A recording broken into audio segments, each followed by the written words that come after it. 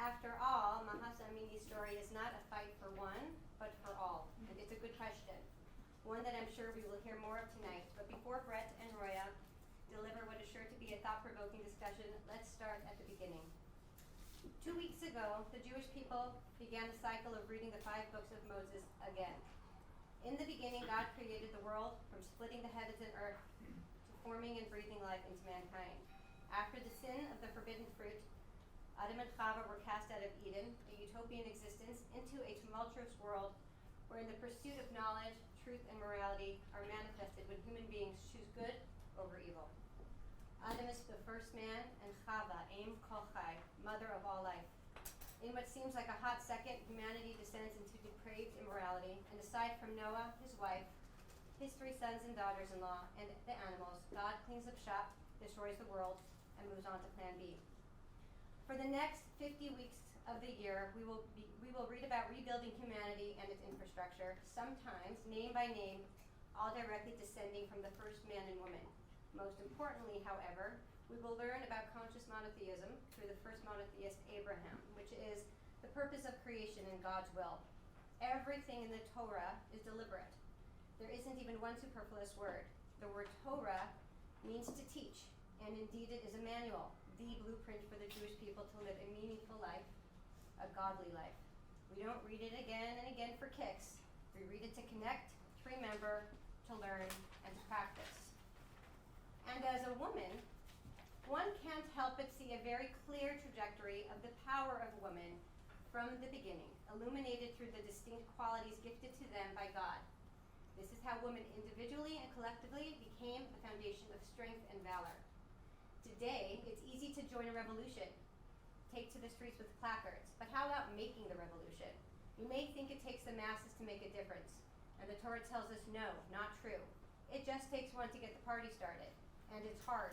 It takes strength and courage for one to stand against the tide, the fear, the judgment, the naysayers, and the doubt.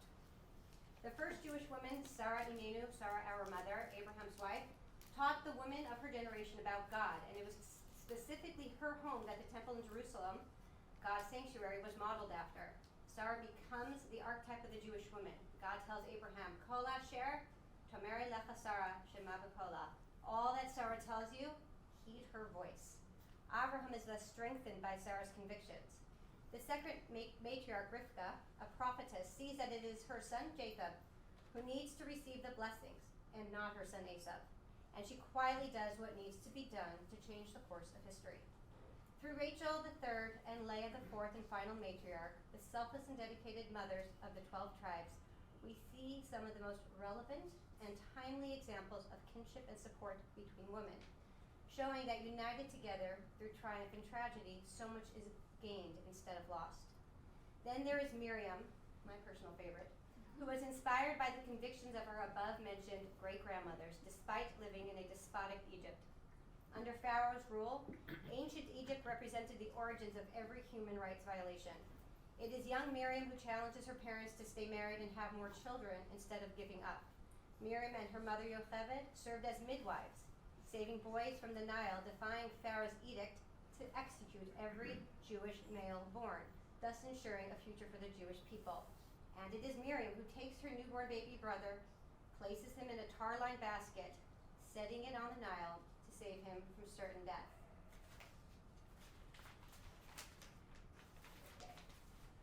And yet, Miriam alone is not responsible for Moses the Redeemer. For as he lay in the basket floating on the Nile, an Egyptian princess, Pharaoh's daughter, sees the basket in the reeds, hears his cry as she bathes. She reaches for the basket and draws it near. She knows her father well and what this means for the infant. Without hesitation, she takes the seemingly abandoned baby, calling him Moshe, to draw out of the water. With the help of Miriam, Bhakti, the Egyptian princess, saves his life so that Moshe Rabbeinu, Moshe our teacher, can become the future leader and redeemer of the Jewish nation in order to liberate them from bondage and servitude, bring them to Sinai, and finally the Promised Land. Through the Tanakh, Torah, the 5 books of Moses, Nevi'im, prophets, and Kesuvim, writings, and onward, we see examples of women using their gifted intuition, oftentimes quietly. An action here, a strong word there. Resilience, steadfastness, integrity, and self-sacrifice in the face of tyranny, destruction, and existential threats. Judith, Rahab, Devorah, Naomi, Ruth, Esther, Hamakah, Queen Esther.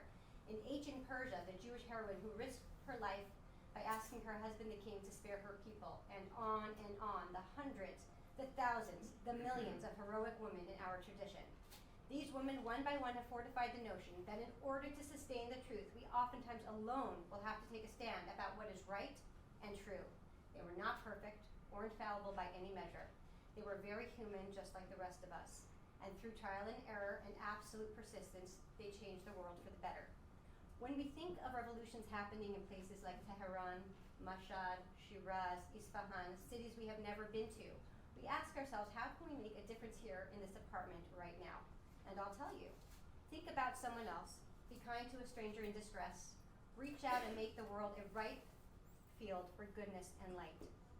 You never know what one good deed can do. My family and I were in Park City, Utah last year on a ski trip, and we're eating Shabbos dinner with the local Chabad rabbi and his family. We met a woman there, originally from Iran. When she heard that our last name was Hecht, she asked if we were related to the Rabbi Hecht, responsible for saving over 1,800 kids on the cusp of the Iranian Revolution in 1978. Shmuley answered yes. Almost there.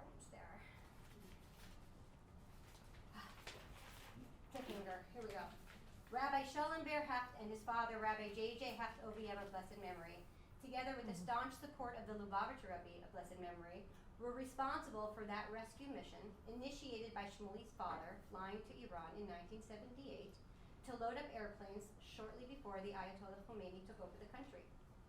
She told us that she was just 11 and her sisters 14 and 16 when they were rescued 44 years ago by the bravery and love of a few people. And then there is Roya, whose name in Persian means dream or vision, whom we met for the first time when she came to speak at our society dinner on Crown Street in New Haven nearly 20 years ago.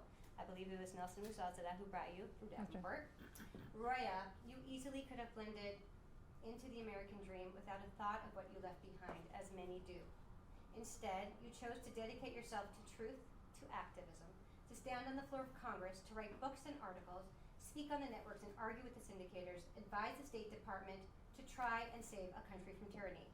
Your commitment and resilience, often in the face of indifference and appalling silence, are an inspiration to so many and will go down in history. Thank you for showing the rest of us what it means to carry a banner of truth. And as my grandmother, Holocaust survivor, told me and my sisters years ago, when you feel weary in your mission and purpose, remember our imahos, our mothers, matriarchs Sarah, Rivka, Rachel, and Leah, for they are always with you, standing by your side.